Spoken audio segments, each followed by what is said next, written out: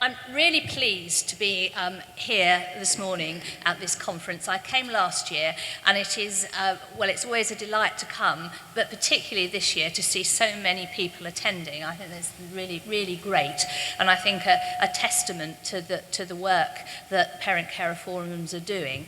And I hope you could hear from the Minister's statement how committed he is to both to the special educational needs reforms, but most importantly to the role of parents and young people in terms of co-production and wanting to make a real difference by ensuring that parents are fully involved. And for me, that's the most important part of this event. It is about recognising, valuing and saying thank you to you for your work through the parent carer forums and through the national network. I've really enjoyed working with the chairs of the national network, with Maureen and Sharon, and also with Sarah previously.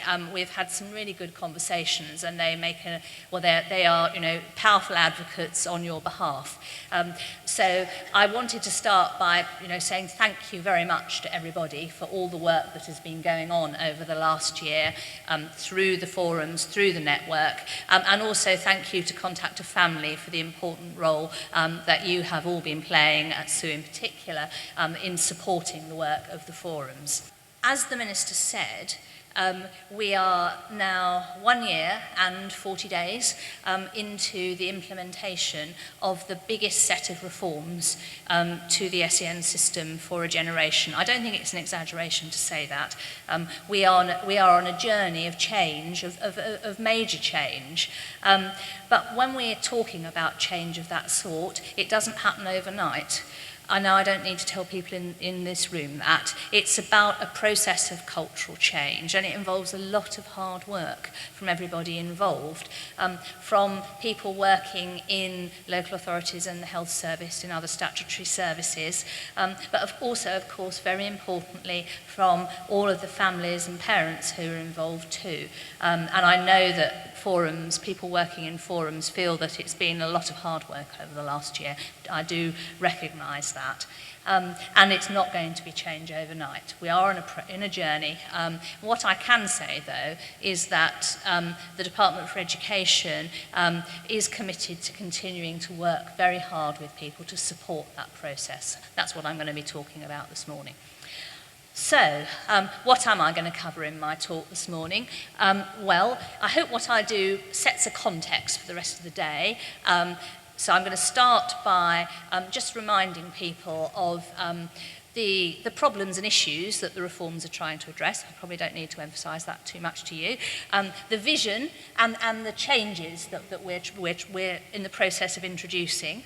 I'm going to talk about the progress that's being made and the support that's available, but also to talk about the challenges and how we're drawing in evidence about what's going on in practice, and then to look forward to next steps, what's coming up over the next year. Well, I'm not going to dwell on this slide too much, but I think it is important just to acknowledge that we all know that there have been long-standing problems with the SEN system. And I think people here will understand those issues, which is why we need to change. The lack of partnership between parents and young people and services, the lack of join-up, and the challenge in improving outcomes and getting real value for money from the big amounts of money that go into this system. Those are some of the things that underlie the work that we're all doing. Now, of course, the key thing here is what is it that we're all trying to achieve. This slide gives you the vision that underpins the SEN reform programme. It's not a new vision. It's all about trying to achieve for children and young people with special needs and disabilities the same things that we want for all our young people. We remain committed to that vision, and I think it's really important to keep reminding ourselves of that. What is the point of all of this as everybody gets stuck into the detail of work happening on the ground? And then also, really briefly, what did the Children and Families Act 2014 do? What are the key changes that it introduces? Now, it is, as I said at the beginning, a major reform programme, a major set of changes. This slide just summarises a few of those. I think it's worth highlighting from my perspective a couple of things here. First is that the importance of co-production, of involving parents and young people through the process is really central here. Secondly, there's a message here about the importance of high quality support being on offer, and that leads to an improvement in outcomes for children and young people. I think those, underneath all of this, those are some of the really key messages about what this is all about. I think from my perspective, one of the key messages here is that the Parent Care Reform's work is a real embodiment of the principle of co-production, of making sure that parents are really involved and engaged. And as the Minister said, it is encouraging that we're seeing progress, that we are seeing local authorities embracing that approach and really taking it seriously. I'm sure people will tell me that as well as good examples, there are areas where things need to be better, more needs to be done. Completely recognise this. We want to hear that sort of feedback. But I do think we're making progress. And on that note, I just wanted to remind people of some of the things that have happened over the last year. And as I said, it has been a lot of work. I do think that parent care forums now are well established across the country. Now, of course, you've been around a lot longer than a year. Many of you have long-established, long-standing roots going back across the decade. But I think it's really important to recognise that contribution that you've been making, and that it has been really important to have you there just as that big change programme has been taking effect. I know it's been hard work, and we absolutely recognise that, but it's hard work with a purpose. Secondly, we have got local offers up in every area. Now, we know there are challenges. They are far from perfect, but again, we're looking for feedback and we're picking those issues up with local authorities and partners. Thirdly, all local authorities have got transition plans in place. There is a lot of hard work going into managing that transition process, and I think people are feeling quite stretched. We have heard those messages, and we have, in the light of the feedback we've been getting, we've modified the timetable for work on transition plans to give people a bit more time. And of course, though, we recognise that capacity issues go wider than that, so we're keeping all of that carefully under review. Independent supporters, I think that's another success story. We've got an active independent supporter service now established in all parts of the country. About 1,300 or so independent supporters are working. I'm sure, it will, as always with a new thing, it will be going better in some areas than others, but we're getting some positive experiences and positive feedback from parents about how that's working.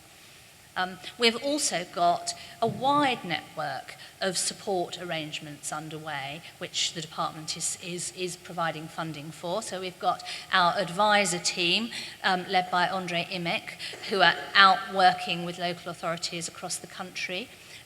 We've also got the Delivering Better Together consortium, which Contact a Family and the National Network really actively link into.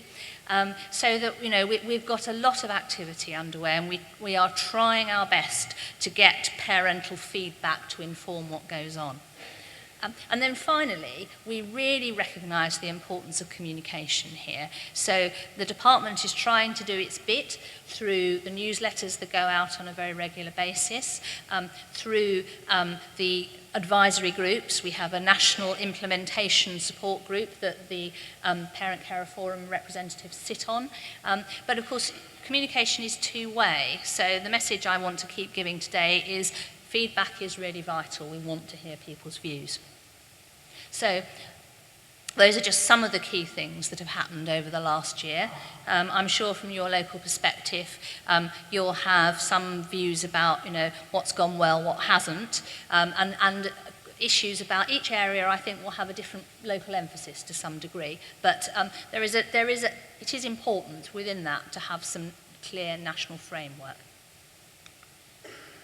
And linked to that, linked to all that work, there has been support on offer from the department through the funding that we've been providing to local authorities, and also through support for voluntary and community organisations. So there's a lot of activity going in to supporting implementation. Now, what I've set out in that slide is the funding that's available for this year. And of course, the key issue on lots of people's minds at the moment is, well, what happens in the future? Because we have a spending review going on across government, as I expect people will be aware. That is a review that applies to all public spending. The Chancellor has said that the outcome from that will be announced at the end of November. That will obviously be very important in determining the levels of funding that are available for the future. Until we have that, until those decisions have been taken, I'm just not in a position to say more. But I do recognise that that is something, the timing of this is really important to organisations, and that this is something that's a very important news for people, and important that they know the outcome as soon as possible. So, that's a quick overview of where we've got to and how we're trying to work together. But of course, we all recognise this is a long-term process and there are challenges. And as you would expect, frankly, from a significant and important change process. So, I just highlight some of those which I think are on our minds. So we recognise that local capacity is stretched, especially in terms of managing transition and transfer. And capacity is stretched in local authorities and health services, and it's also stretched in terms of parental involvement and the work of parent carer forums. And I guess what we're seeking to do here is to strike the right balance, both in terms of the timetable and the timing, and also in terms of the expectations and the degree of detail and prescription. It's hard to get that balance right, but we're always listening to people to try and do our best job with that. Secondly, I think there's more to do in terms of strengthening the joint work between local authorities and health, and also making sure that the designated medical officers are really consistently up and running. We, from the Department for Education, work a lot with the Department of Health and NHS England at a national level to talk to them about it, to pick up on issues. But I think it's also, I know that locally, lots of you are working with your CCGs. I think some parent care forums have funding from CCGs, which is really positive. And I was also really pleased to hear about the project that we're funding through Contact a Family, which is focusing specifically on how parent carer forums and CCGs can work together. And I think that's something that Sarah Thomas is leading. So obviously she's bringing a lot of knowledge and expertise to that work, which is great. Thirdly, local offers. Well, I've touched on that a bit before. Obviously, it's still early days and there is more to do to get consistent quality. I think PCFs can play a really good role in terms of the input there. And similarly, education, health and care plans. We know this is proving, it's a different process. Some local authorities are better advanced with it than others. Now, I recognise that we shouldn't fixate on education, health and care plans. Most children with special needs won't have education, health and care plans, so it's really important that the SEN support system is working well for those children. But we also want to get the education, health and care plans process as good as we can. We've got workshops happening across the country at the moment for local authorities, focused on transition. And early in the new year, we're going to be running some more workshops on outcomes and how to approach the specifying of outcomes, which I think is something local authorities find it's hard thinking, I think. And then finally, we know that there's more to do to ensure that the accountability framework really works well, both locally and nationally. I've talked already about some of the things that we're doing on accountability. So we have our advisor team out working with local authorities. We collect lots of data, and I'll come on to that in a minute. But I guess one of the things that lots of people are interested in is the role of Ofsted in the accountability process. I expect you're aware that Ofsted have been piloting a new approach to putting in place reviews at area level of special educational needs. They've been working over the summer in a few local authorities, more work underway in the autumn, and they are going to be putting out a consultation document shortly. I think that's something that I would really encourage people to look at and contribute to, because obviously that's going to be an important development. I said, as part of the accountability activity, that we are in the department already gathering in lots of information and evidence about how well things are going on the ground. I think it's really important that we do monitor carefully progress, that we try to keep a close eye both on the output elements of implementation, but also to think about what does this mean for people's experience of the system, and what does it mean for outcomes? Are we seeing outcomes improve? And this slide just tries to explain some of the key things that, in terms of evidence, that we are gathering. So in the blue blob, you can see a summary of the data that we collect in from schools, from local authorities, and from PCFs through the Termly survey, and through the work of our advisors who feed back on the meetings and conversations that they have. We also gather evidence directly from partners, which we really value. So through the national network and regional PCF meetings, we are gathering information about parents' concerns. Through the work of all the national groups and our delivery partners that we fund, as well as visits and events and workshops, we are really keen to have feedback.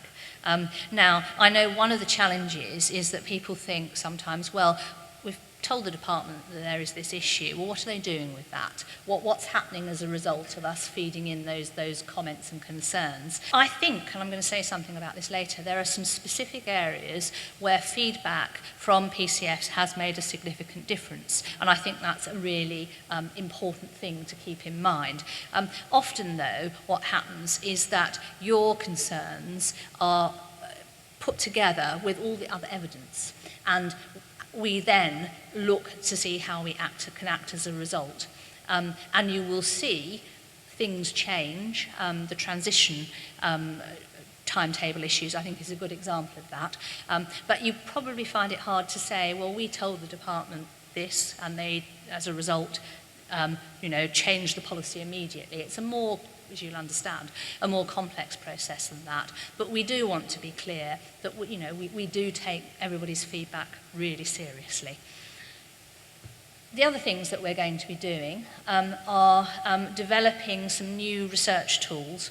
So the yellow arrows on the right just set some of those out. So first of all, we're developing a tool for local services to use to map user journeys. So to help local authorities draw together information and evidence on users' experience of services, which I think can be quite powerful.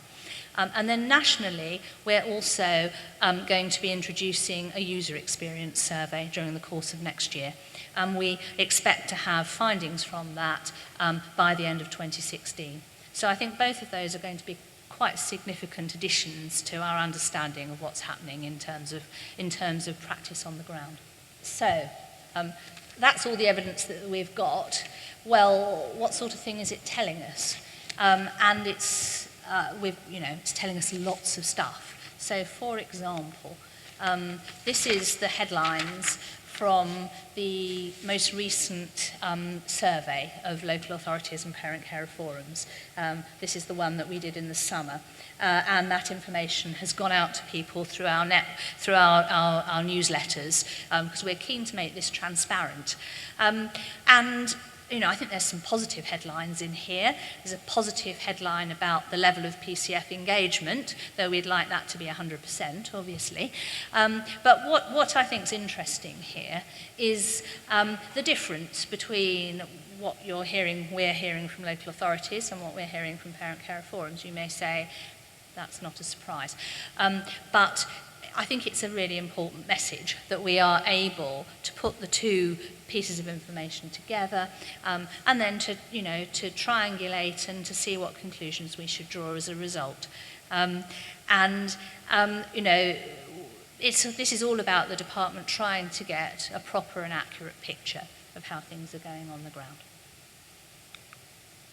And I think that is a good example of why feedback from you is really important. We do think there is a vital role here for parental involvement. Edward Timpson said so really clearly. That obviously applies locally and nationally. Locally, all your work with statutory services and the support and challenge that you provide is obviously making a huge difference.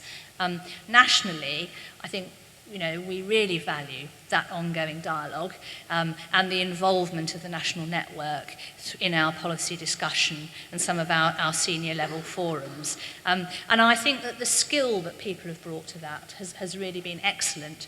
I think there's something really important about communication skills and interpersonal skills when you're delivering some quite challenging messages, and I think you are well represented in that way. As I said, I was going to give you some examples of where feedback has made a difference. Just 3 here, there would be others. So, for example, the drafting of the SEN Code of Practice, there's one particular example, I think, about the balance between young people's rights and parental involvement. So, making sure that parents are not squeezed out of the picture once young people get to a particular age, whether that's 16 or 18, just recognising we need to have a proper balance on that issue. That was something people were really strong on when I came last year, and we absolutely recognise your contribution there. Secondly, disagreement resolution. We have got pilots up and running, testing out a new approach to disagreement resolution. One of the things that is looking at is can we extend the role of the tribunal to health and social care. The national network is on the steering group for that work, and again, I think your input is significant in that area. And thirdly, rights for parent carers, where again, through the passage of the bill, I think, and more generally, you have made very clear that of the importance of parent carers themselves being able to have an assessment of their own needs, and that was something that was addressed in the bill and is a very significant change. So I hope that illustrates that the work you do is important and valued. I said at the beginning that I'd conclude just by saying a bit about what's coming up next over the course of the next year. What are the key things on our radar in the department? So, as I said earlier, spending review and how we define and set our priorities in the light of that. The outcome will be at the end of November. That's always in a really high-level way. It gives the department its overall budgets. Then there's work to do within those headlines to sort out the detail. So it will take us a little while to get really clear about the resources in this area, but it's a top priority for us. Then I've talked about some of the other things that are going to be happening, so the things on accountability, so the journey mapping tool, and also the Ofsted inspections, piloting and consultation with a view to inspections coming on stream next year, further workshops to help and support local authorities, and a lot of work going on the disagreement resolution issue. So those are some of the key headlines about what's happening next year. And finally, just to leave you with a quote from Corey, who is one of the young people who is involved in the EPIC group, which is the Young People's Consultation Group. They meet regularly with the Minister, and they're very articulate. And I thought this was a really helpful quote, actually, because Corey is saying,